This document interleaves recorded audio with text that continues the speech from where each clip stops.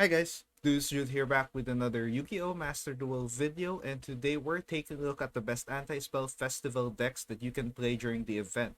So the anti-spell festival is pretty unique because you can use any type of spell card in the game, which means that you need strategies that allow you to play around not having spells or play decks that use trap cards or pendulums, which the loner decks want to promote, and I guess what the event wants to promote.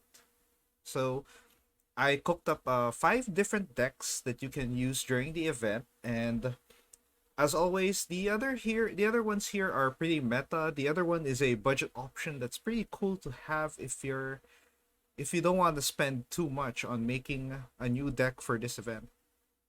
So starting off with our best anti-spell festival decks is Unchained. So Unchained is usually a going first strategy, but a going second strategy, I mean. But this version of this deck, it can go first. So you can create a lot of disruption using Ice Dragon's Prison and Torrential Tribute. You have three Trap Trick, which will be a common trend here because you wanna get access to all the best trap cards you have on your deck and in specific scenarios. And the best part about using Trap Trick here is that almost every trap card here, except for the 2 red reboot, are normal traps, which means your Trap Trick will be always alive and you always have a nice trap card toolbox that you can access. 2 red reboot. I think I'll be putting this on every event deck because 2 red reboot means that all trap cards are dead when your opponent decides to activate them. If you're going second, it's really powerful. The hand trap lineup here is pretty standard: 3 Max, 3 Ash, 3 Imperm, 2 Droll and Lock. You can remove this, change the other hand traps here, but this is pretty standard. Depending on the matchups, you can adjust your hand traps accordingly. For the main deck monsters, 3 Aruha, 3 Rakea, and 3 Sarama. So just to get your starters out and allow you to get your play started and get your Unchained trap cards going and your link play starting. You can have 1 Unchained Soul of Disaster and 2 Abominable Unchained Soul. So just for extender, big beat stick, 2 3K beat sticks here, and pretty good. This is a pretty solid, resilient lineup. Unchained relies on their Unchained Soul link monsters to link opponent monsters, kind of like Super Poly but linked version. So you can really do that. Really powerful. Unchained Soul of Rage. You have Unchained Abomination, which can pop a card after you pop a card. So you can have 2 pops at the very least. Really powerful. Link for monster, you can put the Nightmare package. So since the Unchained cards are fiends, you can put the Nightmare package. So you can go Cerberus, Nightmare, Phoenix, and Unicorn. So different utility. For the generic links, I put Boral Sword Dragon for extra beat stick power, access code for the same thing, and another card pop. IP Masquerena, so you can go into like Unicorn or Phoenix depending on the scenario, and Underworld Goddess, just in case that you need like a huge boss monster removal, which is always handy to have. So Unchained is pretty powerful. It's pretty cheap. Much of these are SR. The only URs in the archetype are the Unchained Abomination, and you can change the other generic big links here and still have the same result pretty much. So let's go to the next one. After Unchained, we have Trap Tricks. So Trap Tricks is one of those decks that really don't use spell cards. So they are a trap card deck that have monsters that are unaffected by whole normal trap effects and can actually search some of those whole trap effects. And the best part is they have an access to a huge rank 4 pool of Xyz monsters. They have a solid Link 1 monster that's unaffected by trap effects, which is gonna be crucial for this event since everyone is running trap cards. And you have a versatile Link package just in case you need them. But you know, you have a great set of Link 4s. and a great set of trap cards that can disrupt your opponent really, really hard. So, I put like just 3 ash because you want as many trap cards. So since you prefer to go first here, but anyway, let's go with the Trap Tricks monster. 3 Mermelio. So this is your main starter. 2 Dionia, extender. You can retrieve a Trap Tricks from your graveyard. 1 Trap Tricks Mantis. You can add a Trap Tricks monster from your deck to your hand. Another starter slash extender. 3 Mantis for the extra starter. 1 Vesiculo, which is another like extra body for Link 4 plays, which you need here. 3 Parallel Exceed. So if you have this in your hand and you summon like Sarah, you can instantly trigger Exceed to bring out 2 bodies on field for 2 level 4s to go into rank 4 plays. 2 Lord of the Heavenly Prison to protect your back row. And the trap card lineup: 3 Phantom Knights of Shade Brigandine, which are trap monsters that become level 4. So just to support your rank 4 and link plays, always handy. Floodgate Trap Hole can disrupt your opponent by changing the position of the opponent's monster to face down defense, which is always nasty. D-Barrier is gonna be a big card to have in this event because D-Barrier can shut down pendulums, which will be popular because pendulum monsters can be used in the event. And well, even the Ritual Fusion, Synchro, and Xyz are can be hit, so it's gonna be really good. So Dimensional Barrier is very good for going first, and you can just shut down an entire monster type of your opponent. And if they only run 1 monster type, they're gonna be pretty much screwed for most of the duel with Dimensional Barrier. 3 Imperm for the hand trap slash back row negate. Trap Trick for extra card economy. You can get Shade Brigandine, Floodgate Trap Hole, D-Barrier Imperm, Gravedigger's Trap Hole. Really powerful effect negate from the hand or graveyard, so really nasty. 2 Ice Dragon's Prison, just in case you want some solid monster banish removal. 1 Solemn, 2 Strike. Since this is limited and semi-limited, so 1 Judgment for the big negate. Solemn Strike for extra monster negates, really powerful. And 2 Red Reboot once more, because you want to make sure that you survive going second. For the extra deck, we have Abyss Dweller, which kills graveyard effects, and there's gonna be a lot of graveyard effects because you don't have spells, too many spells to you don't have spells at all to work with, so you graveyard effects usually allow you to extend or find ways to set up plays, so shutting that off will be good. 1 Trap Tricks of Leisure for your main Trap Tricks Xyz, and you can copy trap hole effects here, really nasty. Tornado Dragon for spell and trap removal. Baguska to shut down anything that's not Xyz or Link. Trap Tricks Alumirus for special summoning, extending into more rank 4s, so really powerful.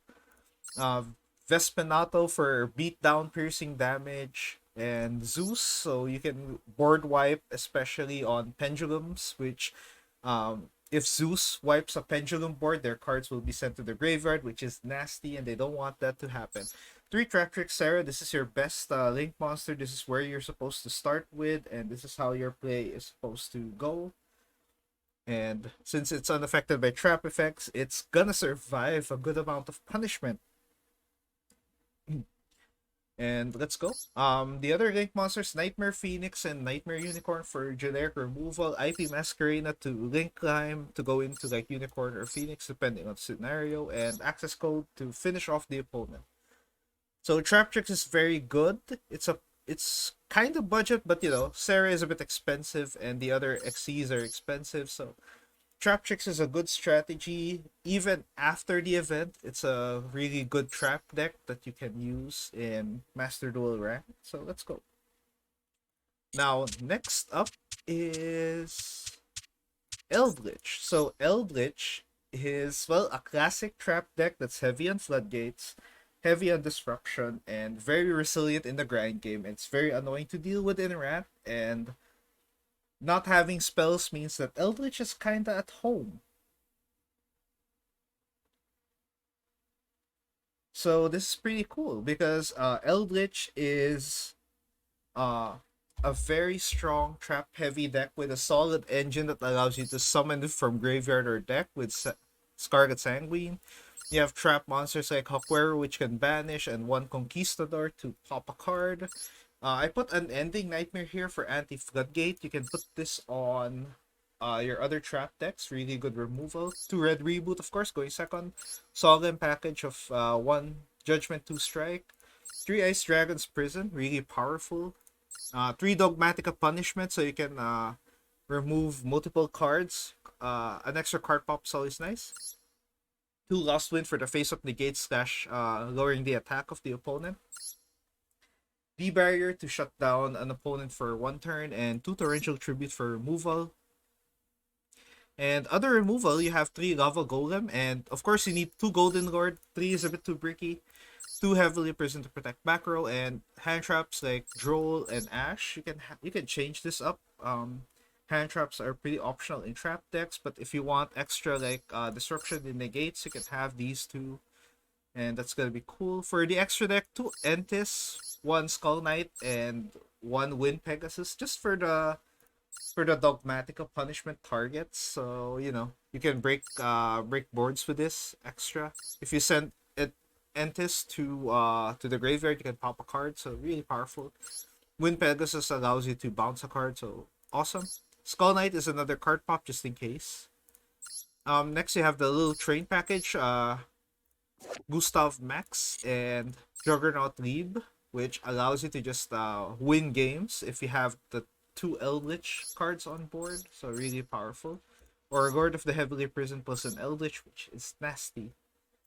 I put Super Dreadnought Rail Cannon Super Dora just in case. So just another huge beat stick you can have. 2 Link Spider to convert your trap monsters into effect monsters for links. So like Nightmare Cerberus, Phoenix, and Unicorn for the Link utility removal. Lina the Light Charmer because Eldritch is light, so you can steal light monsters from your opponent.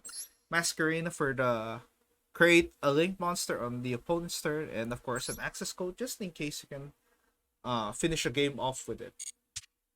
Now we're down to 2 more decks. So next up we have Anti-Spell Pendulum Magicians. So Pendulum Magicians usually have a good, nice little number of spells to allow them to search and draw cards to extend their combos. But for this event, they don't have that. But hey, your deck is pretty much like 80% Pendulum monsters. You can combo off with this and really powerful. So you have extra utility with so many Pendulum monsters at your disposal. So for the trap cards, before you go to the pens, 2 red reboot for going second, 2 time Pendulum Graph to protect your spellcaster pendulums, which is pretty much all of them.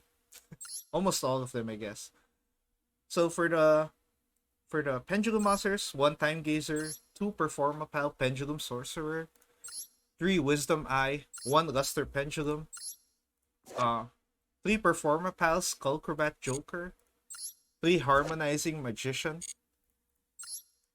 2 Double Iris because it's semi-limited, 3 Black Fang, and 2 White Wing, 3 Purple Poison, and 1 Performapal Celestial Magician, 1 Stargazer, 3 Oath Dragon Magician, and 1 Chronograph Sorcerer, and lastly 1 Astrograph Sorcerer. So this is a pretty resilient deck that allows you to go into Electromite and Beyond the Pendulum to extend your plays. You can also create Xyz monsters with this, like Baguska and Number 38, which can go into Zeus, which is always a nice treat. You can go into Synchro monsters like Borrelil Savage and Baron de Fleur, which is always handy. Supreme King Starving Venom, you can go into deal some copy effects so you can extend your Electromite effects or Beyond the Pendulum effects. Really powerful. Nightmare Phoenix and Nightmare Unicorn for the generic links. IP Masquerade, I guess you know what this is for. Mech Knight Crusader Avermax to protect. You have a huge beatstick that's hard to remove. Appaloosa for the negates, and Access Code Talker. So pretty powerful. Pelagical Magicians basically have a hand that's a lot of gas and allows you to just set up a huge board even with a lot of interruptions. So that's something you should look out for. Now, last but definitely not the least, we have a trap heavy deck, which is Dynamorphia. So Dynamorphia is a dinosaur fusion deck that can play Xyz monsters, of course, but their main focus are on their strong fusion monsters, and also their focus is lowering their life points to a point that they become more powerful the lower their life points are. So they keep on halving their life points. So for the main deck here, you need 3 Theresia, which is a UR, 2 Diplos, 2 Pancratops, and 2 Pancratops for going second, or you can grind this out for if you're going even if you're going first, because Pank activates or can be summoned where your opponent has more monsters, and usually you only have like one Kentrogena or Stealthbergia, so you have access to Pancratops a lot of times. Heavily Prison to protect back row. Ferret Flames is really powerful. It's a non-targeting bounce, so really cool. Dimensional Barrier to shut down opponent monster types, although it can also shut down your own fusion, so be careful with using this. Trap Trick allows you more utility, so you can search other trap cards, you can activate Domain, you can activate Ice Dragons, you can activate Gravediggers, Trap Hole, you can go Dynamorphia Brute, you can go Solemn Judgment, you can go Solemn Strike, and Red Reboot for going second, and Dynamorphia Sonic for just extra counter trap. I put 3 summon limit, which is gonna be a decent floodgate to have in this event with most of the floodgates out. So for the extra deck, 3 Kentrogena, because this is your main boss monster. And this is a huge beat stick, and you can copy Dynamorphia trap cards with this card. Stealthbergia is burn damage and extra disruption. Utopia for another beat stick. Evil Zargagia and Evil Zardolka for effect negates. Abyss Dweller to shut down Graveyard. Baguska to shut down non-Xyz and Link monsters. Raider's Knight for summoning Arc Rebellion. Xyz Dragon for an extra beat stick, really powerful. Vespinato for another big body with piercing, and Divine Arsenal AA Zeus for the board wipe. So yeah, Dynamorphia is pretty powerful. It's quite an expensive deck, but if you have the ultra rares, if you have the gems for it, then it's worth playing. So for now, I guess that's it for the best anti-spell festival decks, and it's gonna be a pretty interesting event with no spell cards around. So any of these 5 strategies can help you get to good placement, gain enough gems, so you can grind enough gems for new packs and new cards, and it's gonna be pretty interesting. And it also might be rough for a lot of players, because playing trap heavy decks means the playstyle is a bit slow, so that's one thing you should look out for. But anyway, thank you for those who are watching. If you have any other anti-spell festival deck recommendations, you can leave them in the comment section below. If you enjoyed this video, you can leave a like. You can also share the video. You can also subscribe to the channel for more Master Duel content. That would help the channel grow. Thank you so much for that. And I guess that's it for this video, and I'll see you on the next one. So once again, thank you so much for watching, and goodbye, guys.